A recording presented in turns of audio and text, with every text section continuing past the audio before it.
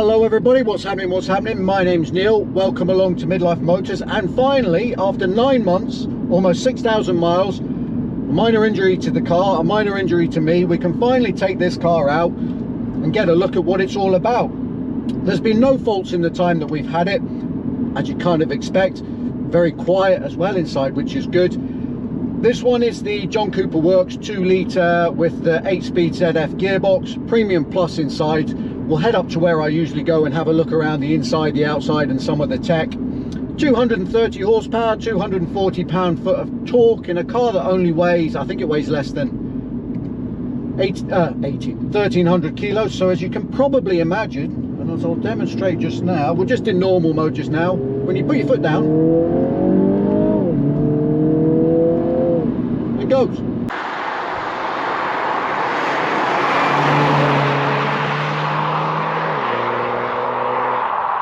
I've gone into sport mode for this little bit of road. It turns everything kind of red, makes the throttle response so sharp. I'm going to manual shift. The gear changes become really quick and the car really goes.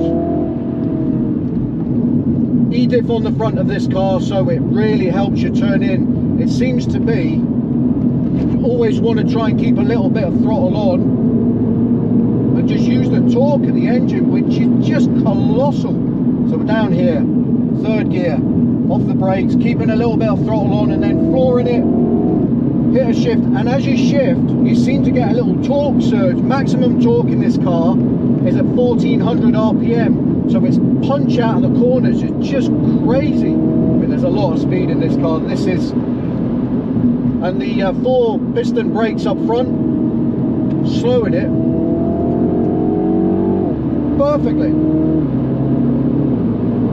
Short shifting through there, so as you can see, you cover ground pretty quickly and it loves a corner. I mean, it'll just grip and grip and grip. They were quite tight corners, those ones. These ones are a little bit more sweeping, so we were relying on the front end back there. This time we're relying on the overall balance of the car. So let's see if we can see any difference over the hill here.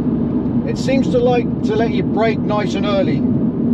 You don't have to. I mean, I'm just using 4th gear to punch out of that corner, and look at the acceleration. Just leaving the car in 4th because we're off camber, we're downhill, turn it in, oh, down through here. We'll just retouch a front brake to burn the nose. The grip is just bonkers. Yeah.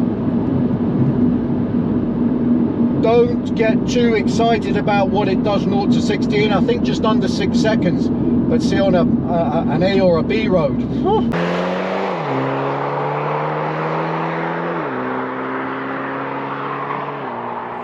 Starting with the outside then, and I'm not a Mini aficionado in any way, shape or form, but I know this is an F56. I know this is the LCI 2, so it's a second facelift version. I know the colour's Nanook white. It's got a faded roof, which I quite like.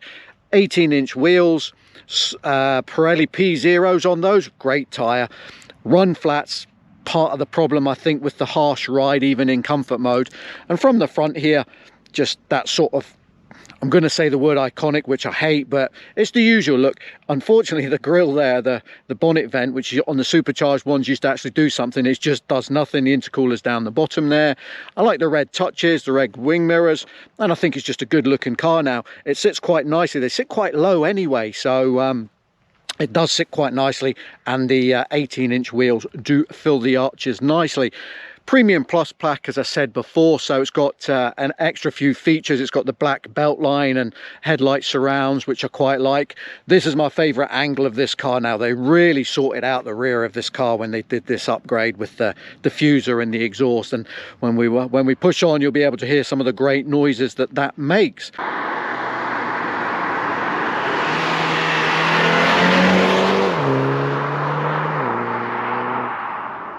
Quick look then at the heart of the beast, and you won't be surprised with this car. It shares a lot of the parts from the BMW parts bin, the engine, the gearbox. I think they're more or less out of a 135i, and when we go inside you'll see shared parts as well. But if it's going to come from somewhere, might as well come from BMW.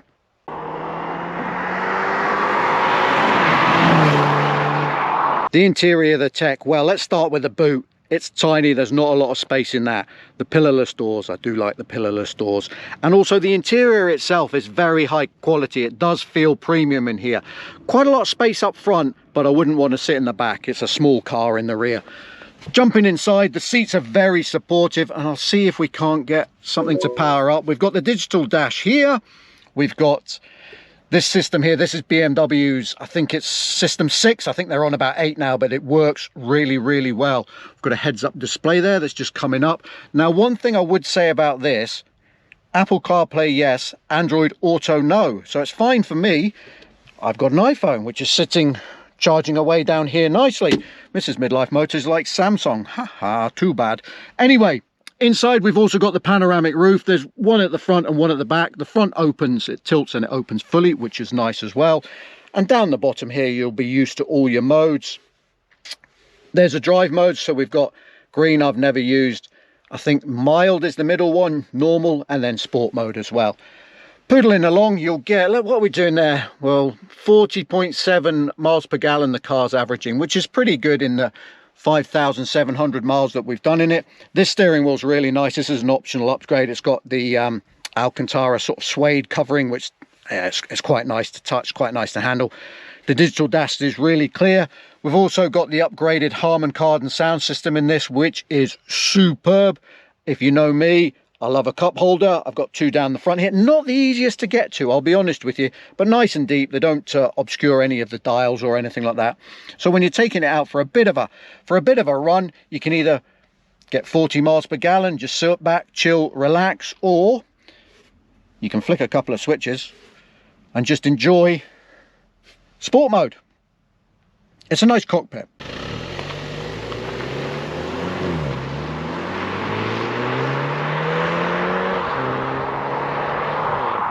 This bit's a bit more open, a bit more flowing. We're still in sport mode. I'm going to go back to shifting manually with the paddles. Once we get around this corner, we can get a little bit of a look, check nothing's coming, and then we're off.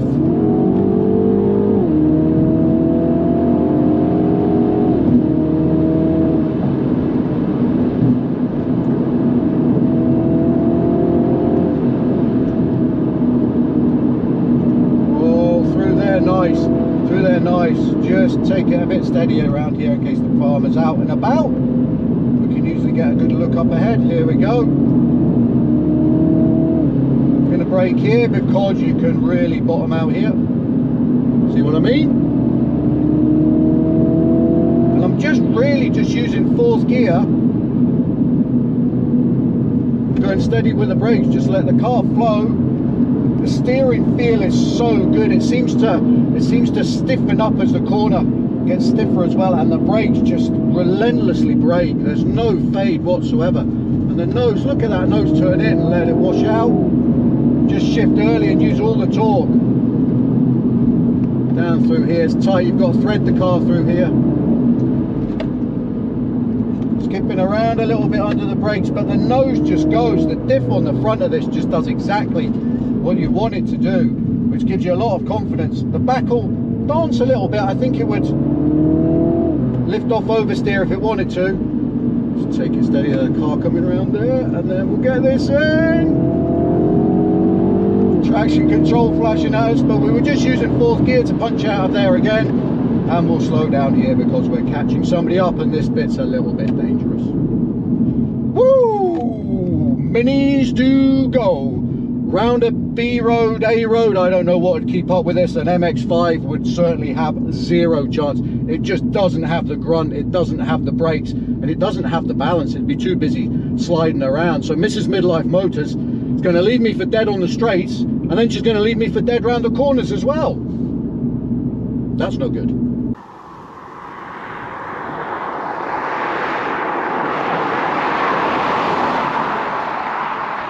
I'm just thinking about this car and hot hatches in general. If you followed the channel, you know me, I prefer a sports car to a hot hatch. I've always thought they offer a little bit more of an experience. I've been lucky enough to drive a number of hot hatches on the channel.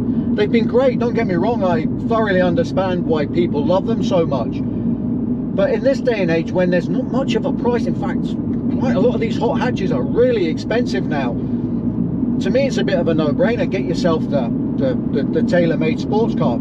However, this feels slightly different. This feels a bit more premium than some of the other hot hatches we've tried. This feels like it's got a character. This feels like it's got a lot of fun, and it just puts a massive smile on your face.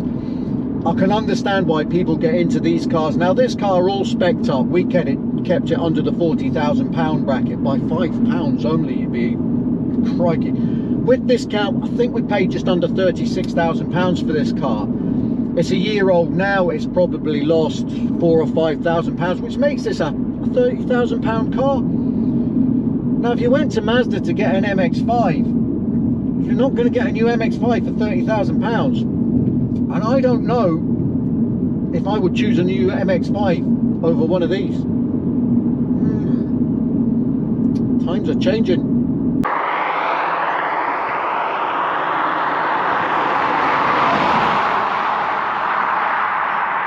There we go then, that's our first review, if you like, of our new Mini John Cooper Works. I'm quite impressed with this car, you can probably tell from the video. I think this has got under my skin more than it has Mrs. Midlife Motors. She loved her little Polo, which I can understand, that was a great car too. But I really feel like this is a car that if it was mine, I would hang on to and I would just enjoy it. Particularly the new model, I'm not so sure on that car yet, but Mini know what they're doing, so I'm sure things will improve and that will get marketed and developed correctly. Anyway, if you've enjoyed this one, then please give us a thumbs up. There'll be lots more on this car, I promise. Please hit subscribe because there's a few other cars coming as well. And I think that's it. Thanks very much for watching this one. See you again soon. Goodbye.